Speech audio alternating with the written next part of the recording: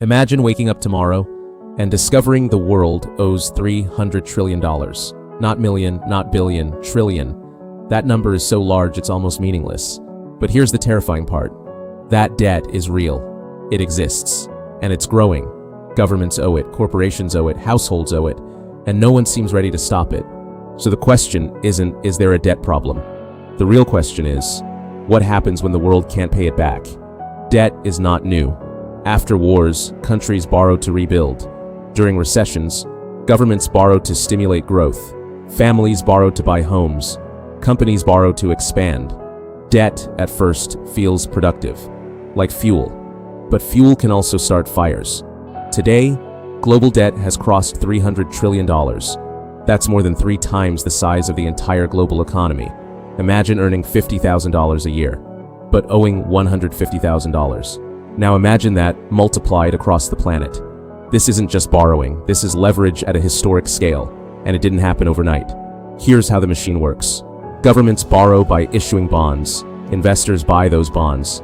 Central banks step in when markets panic. When interest rates are low, borrowing feels cheap, so everyone borrows more. It's like a giant tower built on credit. Each layer depends on the layer below. If rates stay low, the tower stands. But when inflation rises, central banks raise rates. And suddenly, the cost of servicing that debt explodes. Think of it like a credit card. At 2% interest, manageable. At 10%, crushing. Now apply that to nations. When rates rise, governments must spend more just to pay interest. Less money for healthcare, less for infrastructure, less for stability. Debt stops being fuel, it becomes gravity. History gives us warnings. In 2008, cheap debt inflated a housing bubble. When it burst, the global financial system nearly collapsed. Banks froze. Markets crashed. Millions lost jobs. But instead of reducing debt, we added more. To save the system, central banks injected trillions. After COVID, the borrowing surged again. Now interest rates are rising worldwide. And the question is no longer theoretical. What happens if a major economy can't refinance its debt? What if investors lose confidence?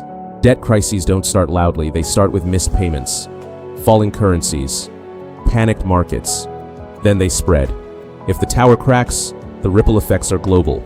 Currencies weaken, inflation spikes, savings erode, governments may print money, which risks even more inflation.